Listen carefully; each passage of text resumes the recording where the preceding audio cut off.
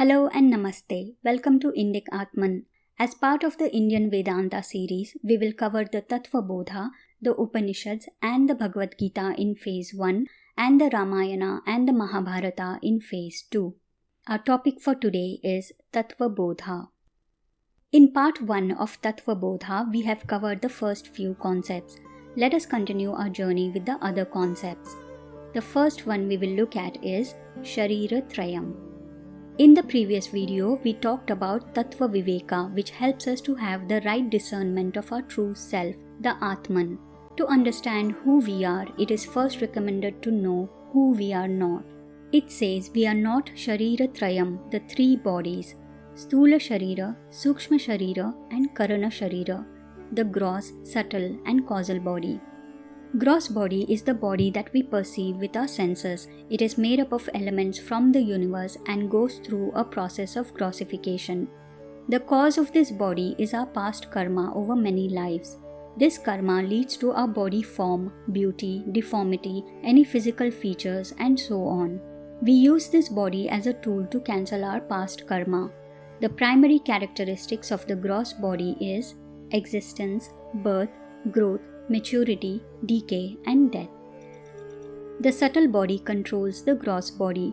Without the subtle body, the gross body eventually dies.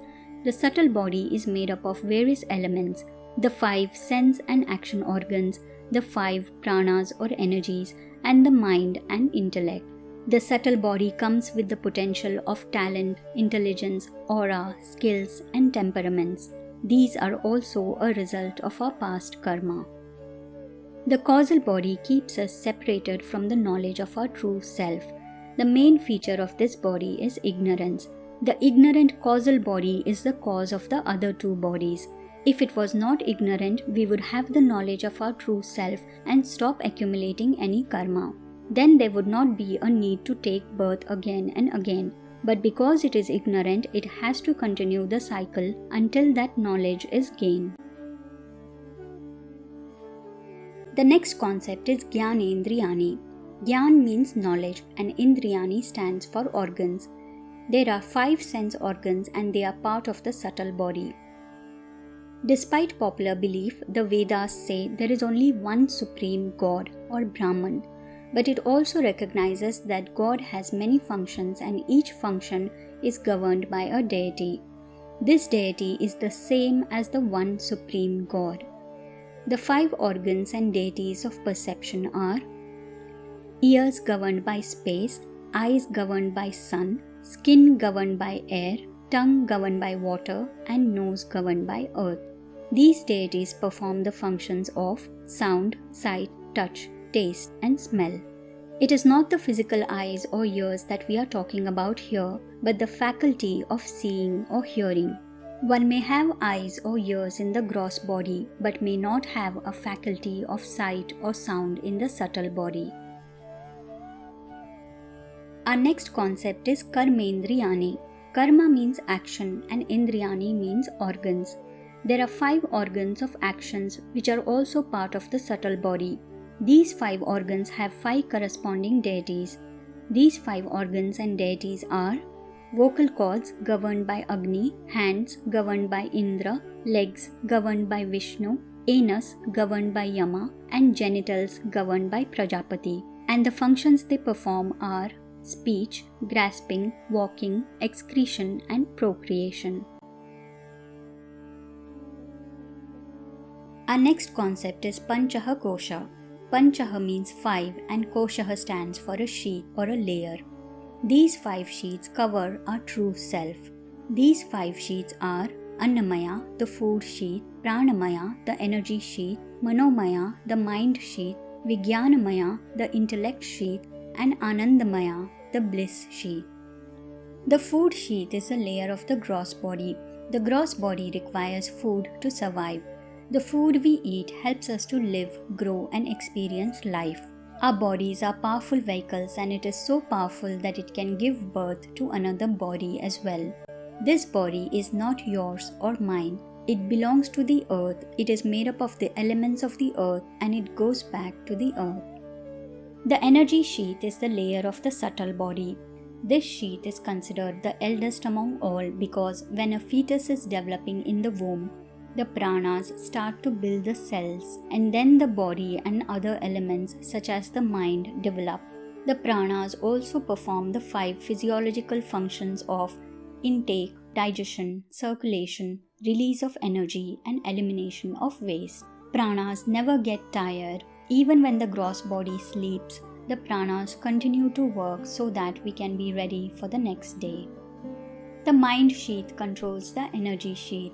For example, when our mind is upset or angry, there is a dissonance in our pranas and subtle body. Our speech is slurred, our eyes are red, and our body gets hot. The emotional component of the mind is very vulnerable as the other layers start to react to it and may cause unwanted situations. The intellect sheath controls the mind. It is an analytical layer. It analyzes thoughts, it groups them, it notices patterns, applies logic, and so on. Intellectual analysis is useful to control the varied emotions being generated in the mind. The bliss sheath gives us the feeling of true happiness. It comes from our true self because bliss is the nature of the self. But because the causal body is ignorant, it fools us to believe that this pleasure comes from sensory objects of the world. On our path to self-discovery, we will realize that true bliss comes only out of the self, the Atman, and not from any external experiences. The next concept is Avastha Trayam, meaning the 3 states. The 3 states are Jagrut, Swapna, and Atha Sushupti, the waking, dream, and deep sleep states. The waking state is where the gross body is more dominant. The mind creates a string of thoughts, emotions, impulses, and our body just reacts to it and performs daily bodily functions and other actions required for the day. In the dream state, the subtle body is more dominant. Our physical body may be inactive at times, but the mind and pranas are still working. They are creating thoughts and our internal bodily processes are still active. Based on our senses, that is, what we see, hear, taste, many impressions are formed on the mind and intellect, and we project our story and the world as per that. In the deep sleep state, our causal body gets activated. We are in deep ignorance of where we are and who we are. This is the bliss layer, as it is a big relief to our consciousness because all is forgotten. This is where the self starts to arise, but not entirely yet. This is still not our entire true self. The next concept is Atman. Atman is our true self. Till now, we have seen all the concepts which explain us who we are not. We said we are not Shariratrayam, the 3 bodies. We are not Panchahakosha, the 5 sheaths. And we are also not the ones in Avasthatrayam, the 3 states. So then the question to ask is, if I am not all this, then who am I? You are that which is beyond all this. You are the self, the Atman. This self is a part of the whole. It is a part of the Brahman, the Supreme Lord, the Grand Spirit. It is the prototype of the Grand One. It will be difficult for a seeker to initially comprehend this, and so the whole concept has been broken into Atman and Brahman, one at a microcosmic level and the other at a macrocosmic level.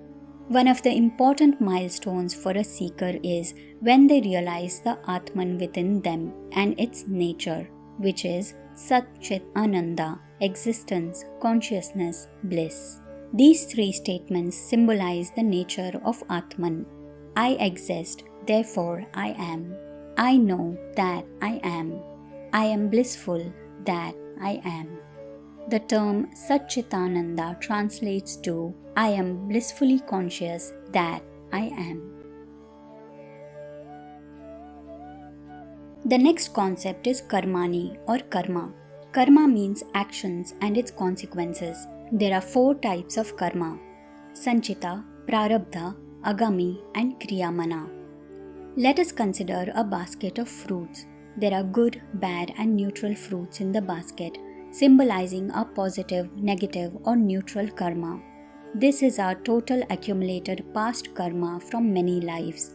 This is Sanchita karma. Karma is not a punishment. These are like different units of lessons that a student goes through when doing a course. These lessons are opportunities to learn and grow and get closer to the graduation or the goal of realizing the self. Now, out of this big basket of fruits, only a few are allotted to us to work on in this present life. It could be a combination of good, bad or neutral fruits. This decides what our gross and subtle bodies will be like and our life situations and challenges we face. This has been allotted to us so that we can work on it and cancel it. This is Prarabdha karma. What will we do with this allocated fruit or karma? Will we bake an apple pie or make some healthy juice? If we have challenges, will we get bitter and let the fruit rot? Or if we have opportunities, we can use it for good or let it go waste? Will we plant good seeds so that we spread good fruit everywhere? What we do now will decide our future actionable consequences. This is Agami karma. This will now go back into the big basket of Sanchita karma. Apart from these three, there is the Kriyamana karma, which is our immediate present actionable karma. It has immediate consequences of our actions and we have an opportunity to bear it and cancel it then and there. For example, if I don't study, I may most probably fail, so I better focus and work hard to pass. Handling any challenges or negative situations with patience and taking it as a unit of lesson to learn is a good attitude to have and to cancel our past karma. We can also keep creating good karma by building good virtues and walking on the right path. But our goal is to have no karma at all, good, bad or neutral, so that we go beyond the cycle of birth and death. This kind of complete destruction of any and all karma can happen only through supreme enlightenment or the realization of Atman and Brahman. Knowledge destroys all karma.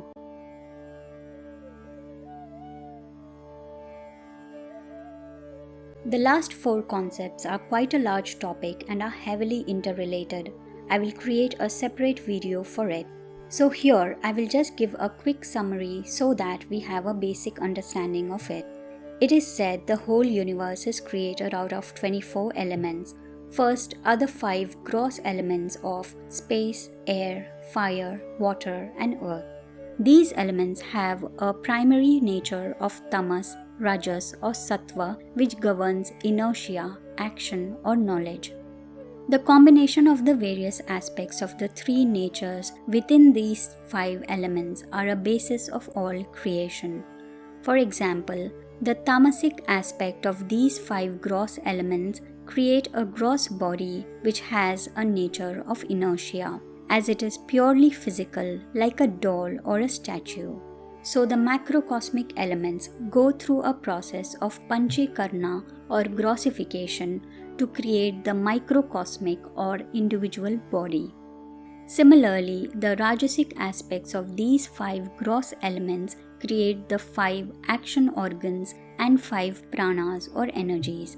These are of the nature of action. The sattva aspects of the 5 elements create the 5 sense organs and 4 parts of antahakarna, which is mind, intellect, memory and ego. This governs knowledge. This shows how the macrocosmic grand spirit or Ishvara flows down to the microcosmic individual Jiva.